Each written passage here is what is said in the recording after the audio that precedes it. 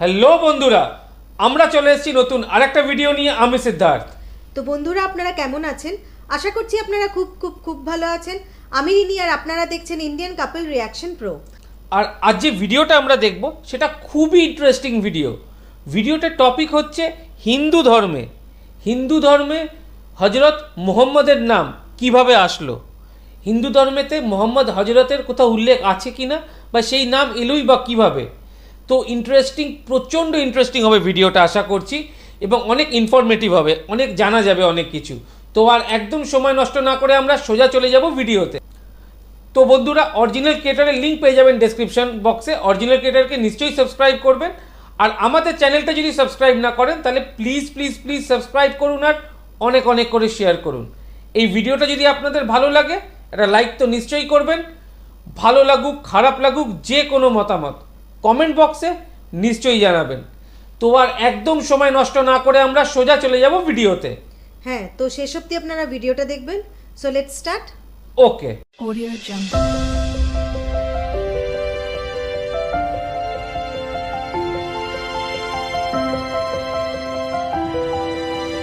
Audio Jungle.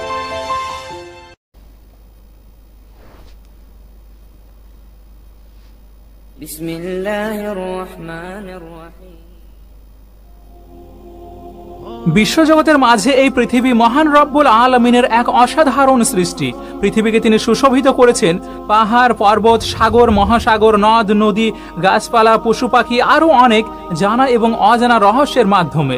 আর এই সবকিছু সৃষ্টি করেছেন মানুষের কল্যাণ ও উপভোগের জন্য, কিন্তু প্রতিনিধিত্ব আর মর্যাদা দিয়ে একমাত্র তারই গোলামি এবং উপাসনা করার জন্য সৃষ্টি করলেন মানুষকে। আল্লাহ সুবহানাহু ওয়া তাআলা কুরআনুল কারীমের সূরা জারিয়াতে ইরশাদ করেছেন, আর আমি জিন ও মানব জাতিকে কেবলমাত্র আমার ইবাদত করার জন্যই সৃষ্টি করেছি। সেই জন্য তিনি এই জমিনের উপর তার ইবাদত করার জন্য মানব জাতির বাবা হযরত আদম আলাইহিস সালাম এবং তার সঙ্গী হযরত হাওয়া আলাইহিস সালামকে সৃষ্টি করলেন, আর তাদেরকে জান্নাত থেকে পৃথিবীতে পাঠিয়ে দিয়ে ইরশাদ করলেন, যুগে যুগে আমার পক্ষ থেকে তোমাদেরকে পথ দেখানোর জন্য অনেক বার্তাবাহক যাবে। যারা তাদের নির্দেশনা মেনে চলবে তাদের কোনো ভয় থাকবে না এবং তারা কোনো চিন্তাগ্রস্তও হবে না। এরপর যতদিন হযরত আদম আলাইহিস সালাম এই পৃথিবীতে জীবিত থাকলেন ততদিন পর্যন্ত নবুয়ত এবং খেলাফতের দায়িত্ব পালন করে চলে গেলেন। তারপর যুগ শতাব্দীর পরিবর্তনের সঙ্গে সঙ্গে মানবজাতিকে হেদায়েতের জন্য বহু নবী এবং রসুলকে প্রেরণ করা হয়েছিল। আল্লাহ রাব্বুল আলামিন এই প্রফেটদের ধারাবাহিকতায় আজ থেকে ১৫০০ বছর পূর্বে সমগ্র পৃথিবীবাসীর জন্য একজনকে আগমন করেন, হযরত মুহাম্মদ সাল্লাল্লাহু আলাইহি সাল্লাম, যিনি সর্বকালের সর্বযুগের সর্বশ্রেষ্ঠ মানব। আর যার একটি ছোট্ট কারণ হলো সেই মহামানবের আগমনের সম্পর্কে অতীতের যে সমস্ত নবী রাসূলদেরকে আল্লাহ রাব্বুল আলামিন তাদের উম্মতদের জন্য পাঠিয়েছিলেন, সেই নবী রাসূলগণরা তাদের উম্মত কিংবা অনুসারীদেরকে এই মুহাম্মদ সাল্লাল্লাহু আলাইহি সাল্লামের সম্বন্ধেও জানিয়ে গিয়েছিলেন। সেই জন্য স্থান কাল ধর্ম গোত্র ভাষা নির্বিশেষে কিয়ামত পর্যন্ত প্রত্যেক মানুষের জন্য তিনিই সর্বশেষ এবং একমাত্র নবী। আল্লাহ তাআলা কুরআনুল কারীমের সূরা সাবাতে ইরশাদ করেছেন, আর আমি আপনাকে বিশ্ববাসীর জন্য সুসংবাদদাতা ও সতর্ককারী করে পাঠিয়েছি, অথচ অধিকাংশ মানুষ তা জানেই না। সময়ের সাথে সাথে পূর্ববর্তী বহু নবী রসুলদের কিতাব এবং বাণীগুলো নানান বিকৃতির শিকার হলেও বর্তমান সময়ে এই সমস্ত প্রচলিত বিকৃত ধর্মগুলোতেও লিখিত মহাসত্যের সন্ধান পাওয়া যায়।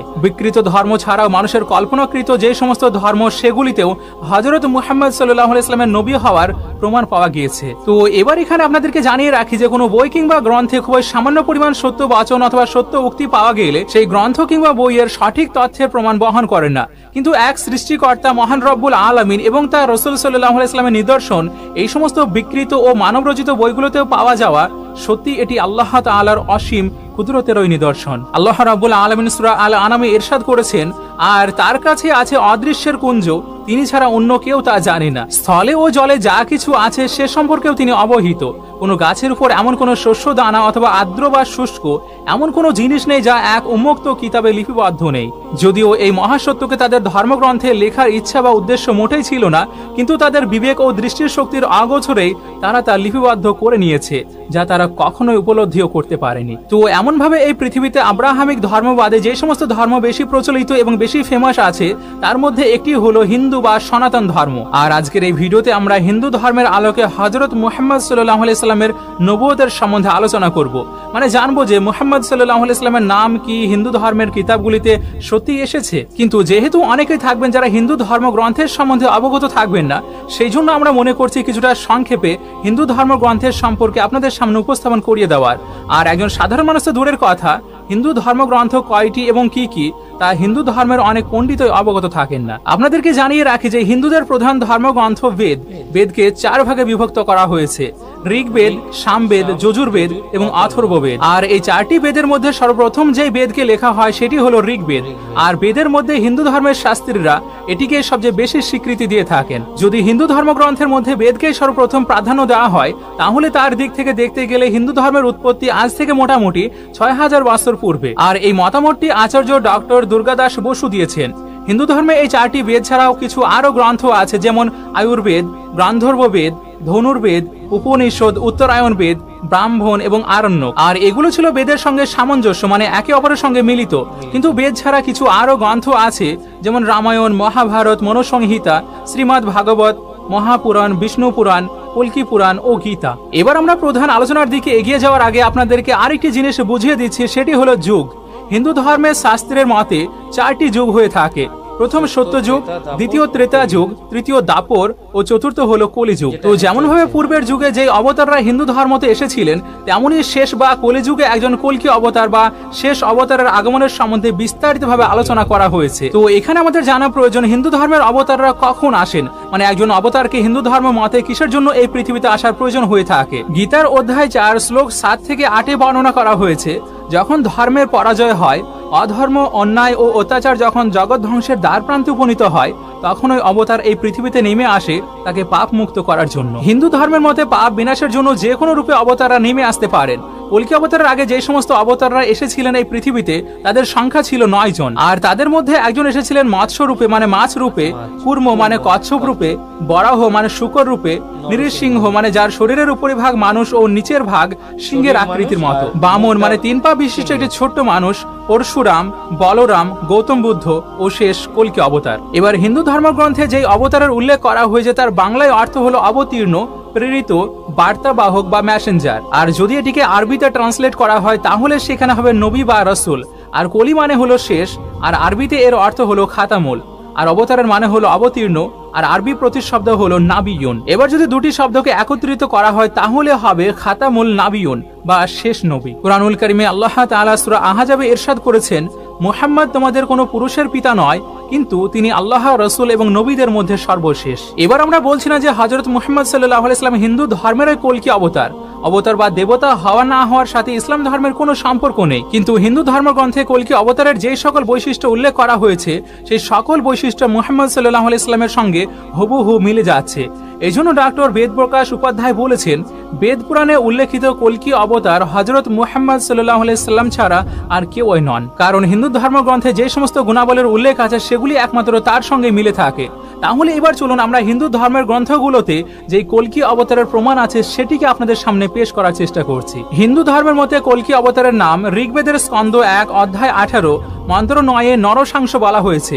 এবার যদি এর বাংলা অর্থ করি তাহলে হবে প্রশংসিত, আর যদি এর আরবি প্রতিশব্দ বের করা হয় তাহলে হবে মুহাম্মদ। নর শব্দের অর্থ পুরুষ, আর আশংসের অর্থ হলো প্রশংসিত, মানে সংস্কৃতে নরসাংস এবং আরবিকে মুহাম্মদ। আর ঠিক এই একই কথা কুরআনুল কারীমেও ইরশাদ করা হয়েছে। রাসূল সাল্লাল্লাহু আলাইহি ওয়াসাল্লামের প্রসিদ্ধ নাম হলো মুহাম্মদ। সামবেদে উল্লেখ আছে কল্কি অবতার নামের যেই দেব আসবে তার নামের প্রথম অক্ষর ম হবে এবং শেষ অক্ষর দ হবে, এবং যিনি গরুর মাংস ভক্ষণ করাকে সর্বকালের জন্য বৈধ ঘোষণা করবেন, আর তিনি হবেন বেদ অনুযায়ী শেষ ঋষি। আর এই রেফারেন্সকে উল্লেখ করে বালক ব্রহ্মচারী বলেন, মুহাম্মাদের নামে প্রথমে ম এবং শেষে দ হওয়ায় তাকে মান্য করা আমাদের শাস্ত্রের ওই নির্দেশ, আর তিনি গরুর মাংস খাওয়াকে কিয়ামত পর্যন্ত বৈধ ঘোষণা করেছেন। কল্কি অবতারের আরেকটি নাম ঋগ্বেদের স্কন্দ 8 অধ্যায় 6 মন্ত্র 10 আহম্মিদীয় বলা হয়েছে। আর আমরা জানি শেষ নবীর আরেকটি নাম হচ্ছে আহম্মদ। ভগবত মহাপুরাণে কল্কি অবতারের পিতার নাম বিষ্ণু যশ উল্লেখ করা হয়েছে। আর বাংলাতে যাকে মালিকের দাস বলা হয় এবং আরবিতে বলা হয় আব্দুল্লাহ। আর আমরা সকলেই জানি মুহাম্মদ সাল্লাল্লাহু আলাইহি ওয়াসাল্লামের পিতা ছিলেন আব্দুল্লাহ, মানে যাকে আরবিতে আব্দুল্লাহ বলা হয় তাকেই সংস্কৃতে বিষ্ণু যশ বলা হয়। এছাড়াও কল্কি পুরাণে উল্লেখ আছে, সম্ভলে বিষ্ণু যশস্ব গৃহে প্রাদুর্ভ বামোহম সুমতাং সুমতাং মাতারি বিবহ, মানে কল্কির মাতার নাম সুমতি হবে, আর যার অর্থ হলো শান্তি। আর আরবিতে আমিনা, যাকে সুমতি বলা হয় সেটি হলো আমিনা। আর মুহাম্মদ সাল্লাল্লাহু আলাইহি ওয়াসাল্লামের মাতার নামও ছিল আমিনা। ভগবত মহাপুরাণে কল্কির জন্মস্থান সম্ভল স্থান উল্লেখ করা হয়েছে। আর সম্ভলের অর্থ হলো সুরক্ষিত এলাকা বা শান্তির ঘর। আর যেটিকে আরবিতে বলা হয় দারুল আমান বা বালাদুল আমিন। আমরা সকলে জানি মক্কা শরীফকে এই দুটো নামে আখ্যায়িত করা হয়েছে। এছাড়াও সম্ভল একটি এমন স্থানকে বলা হয় যে মানুষকে তার দিকে আকৃষ্ট করে রাখে। আর এটি বলার বাকি রাখে না যে মক্কা শরীফে কাবা ঘর থাকার জন্য তার দিকে সকল মানুষকেই আকৃষ্ট করে রেখেছে। ডক্টর বেদ প্রকাশ উপাধ্যায় বলেন, পৌরাণিক বা হিন্দু শাস্ত্র মতে পৃথিবীকে 7টি দ্বীপে বিভক্ত করা হয়েছে, আর এর মধ্যে একটি দ্বীপের নাম হলো সম্বল দ্বীপ। আর সম্বল দ্বীপের বর্তমান অবস্থান আরব এবং এশিয়ার মাইনরে। কল্কি পুরাণে উল্লেখ করা হয়েছে কল্কি অবতার জন্মগ্রহণ করবেন মাধব মাসের শুক্লা পক্ষের 12 তারিখে। আপনাদেরকে জানিয়ে রাখি, মাধব মাস মানে বৈশাখ মাস, আর বিক্রমিক ক্যালেন্ডারের মতে বৈশাখ মাসকে বসন্ত বলা হয়। আর বসন্তের আরবি রূপান্তর হলো রবিউ। আর শুক্লা পক্ষকে বলা হয় তার প্রথম অংশকে, আর আরবিতে বলা হয় আউয়াল। এবার যদি এটিকে একত্রিত করা হয় তাহলে হবে রবিউল আউয়াল। আর 12 তারিখ মানে 12 তারিখ। আরো উল্লেখ আছে তিনি বৈশাখ মাসের শুক্লা পক্ষের 12শীতে জন্মগ্রহণ করবেন, আর তার জন্মে তার মাতা এবং দাদা ভীষণই আনন্দিত হবেন। এখানে একটি জিনিস লক্ষ্য করুন, কল্কি অবতারের জন্মগ্রহণে তার মা এবং দাদা আনন্দিত হবেন। এখানে পিতার কথা বলা হয়নি, আর এর কারণ হলো পিতা তখন দুনিয়াতে থাকবেন না। আমরা এটিও জানি যে জন্মের সময় মুহাম্মদ সাল্লাল্লাহু আলাইহি সাল্লামের পিতা এই দুনিয়াতে ছিলেন না। সামবেদে বর্ণনা করা হয়েছে এই শিশুটি বড়ই বিচিত্র হবে। সে তার মায়ের দুধ বেশি দিন পান করবে না, কিন্তু দুধ মাতার দুধ পান করবে। আর আমরা সকলে জানি হযরত মুহাম্মদ সাল্লাল্লাহু আলাইহি সাল্লাম জন্মগ্রহণ করার মাত্র 4 দিন পর্যন্ত নিজের মায়ের দুধ পান করেছিলেন, আর তারপর হযরত হালিমা সাদিয়া তাকে দুধ পান করানোর জন্য নিয়ে চলে যায়। এছাড়াও শ্রীমদ্ ভাগবত মহাপুরাণের স্কন্দ 12, 2 অধ্যায় এবং 19, 20 আর 21 মন্ত্রে কল্কি অবতারের সম্বন্ধে কয়েকটি বিশেষ বৈশিষ্ট্যের উল্লেখ করা হয়েছে। তিনি অর্শরোহী হবেন, বিশ্ব মানব হবেন, তরবারি হাতে দুষ্টদের দমন করবেন, তার চেহারা মুবারক থেকে আলো বিচ্ছুরিত হবে, সকল সৎ গুণের অধিকারী হবেন, তার দেহ এত কান্তিময় হবে যে তার বর্ণনা দেওয়ার সম্ভবই হবে না, মানে তিনি অধিক সুন্দর হবেন। খতনা করা অবস্থায় জন্মগ্রহণ করবেন, আর তার শরীর থেকে সুগন্ধি বের হবে।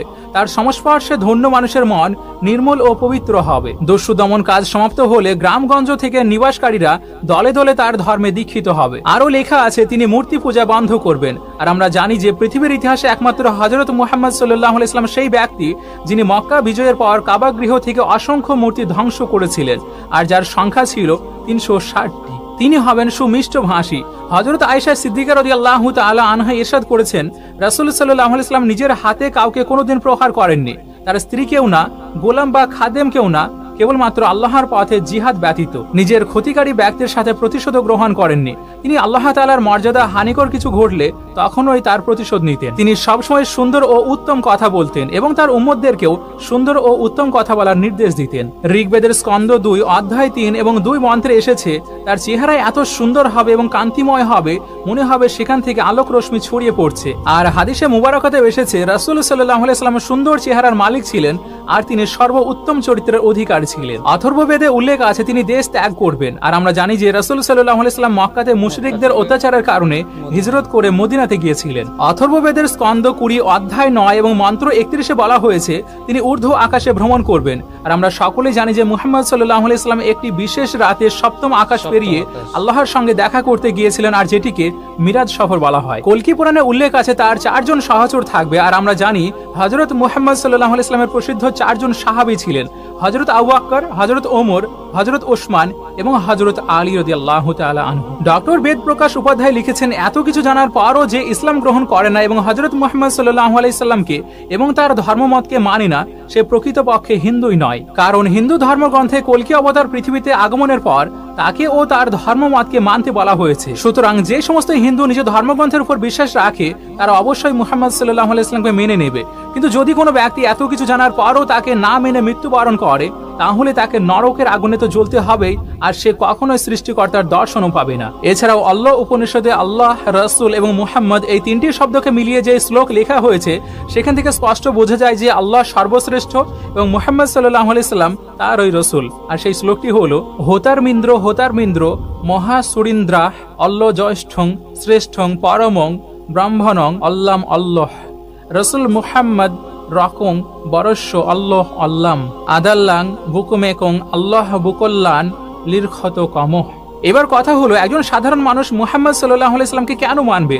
যদি কেউ মানে তাহলে তার উপকার কি হবে? তো এর সম্বন্ধে আল্লাহ রাব্বুল আলামিন বলেন, আর তোমরা অনুগত করো মহান রব্বুল আলামিনের ও তার রাসূলের, যাতে তোমাদের উপর রহমত করা হয়। তাহলে এখানে আমরা বুঝতে পারলাম মহান সৃষ্টিকর্তার অনুগ্রহ ও ভালোবাসা পেতে গেলে মুহাম্মদ সাল্লাল্লাহু আলাইহি সাল্লামের অনুসরণ অবশ্যই করতে হবে। আর ঠিক এই একই কথা হিন্দু ধর্মগ্রন্থেও লেখা আছে, লা ইলাহা ইল্লাল্লাহ ব্যতীত পাপমোচনের কোনো রাস্তাই নেই। ইল্লাহ মানে আল্লাহর আশ্রয়, প্রকৃত আশ্রয়। বৈকুণ্ঠে জন্ম লাভ করলে মুহাম্মদ সাল্লাল্লাহু আলাইহি সাল্লামের অনুসরণ করতেই হবে। সামবেদের স্কন্ধ 13 অধ্যায় 5 এবং মন্ত্র 1 উল্লেখ আছে যে অন্তিম অবতার মানে কল্কি অবতারের অনুসরণ করবে সে স্বর্গে যাবে। এবার আমার হিন্দু ভাই বোনদের কাছে অনুরোধ থাকবে, আপনাদের ধর্মগ্রন্থ থেকে এটি প্রমাণিত করতে পারা যায় যে আপনারা যে কল্কি অবতারের জন্য দীর্ঘদিন ধরে অপেক্ষা করে আসছেন তিনি অন্য কেউ নয়, বরং মক্কা শহরে 12 রবিউল আউয়ালে আব্দুল্লাহর ঘরে মা আমিনার গর্ভে জন্ম লাভ করা হযরত মুহাম্মদ সাল্লাল্লাহু আলাইহি সাল্লামই। আর শুধু হিন্দু ধর্ম নয়, বরং এই পৃথিবীর অন্যান্য আরো ধর্মও এই মহামানবের জন্য অপেক্ষা করছিল। এবার সর্বশেষ কথা হলো, এত কিছুর পরও যদি আপনি মুখ ফিরিয়ে নেন, যদি সত্যকে বিশ্বাস করতে না পারেন, তাহলে আপনার ইহকালও নষ্ট হবে এবং পরকালেও আপনি স্রষ্টার দর্শন তো পাবেই না, বরং তার সেই নরকের আগুনেই জ্বলতে থাকবেন।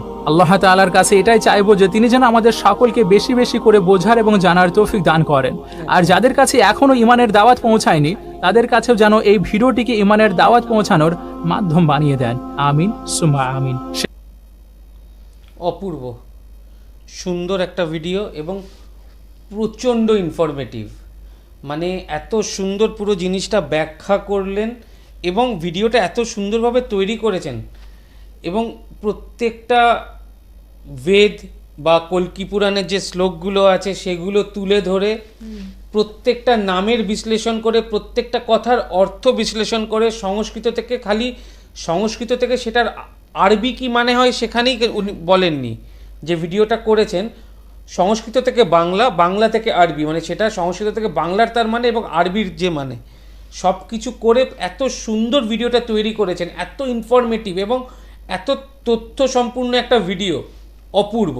অপূর্ব ভিডিও এবং প্রচুর কিছু জানা যায়। মানে হয়তো উনি প্রথমেই যে কথাটা বললেন ভিডিওর প্রথমে, যে কোন কোন হিন্দু ধর্মে কোন কোন বই আছে, এটা অনেক হিন্দু ধর্মের অনুসারীরাই জানে না। অনেককেই যদি জিজ্ঞাসা করা হয় যে হিন্দু ধর্মের বই কি, তারা এক কথায় বলে গীতা। কিন্তু গীতা তো হিন্দু ধর্মের বই না, হিন্দু ধর্মের মূল বই, মূল যে হিন্দু ধর্মের পবিত্র বই সেটা হচ্ছে বেদ, 4টি বেদ।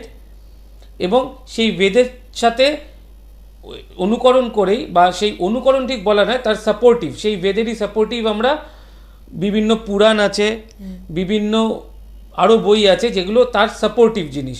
এবং এই বেদেরও আবার বেদের মধ্যেও অনেক কিছু আছে, যেমন আয়ুর্বেদ যেগুলো বললো, এগুলো হচ্ছে বেদের সাপোর্টিভ।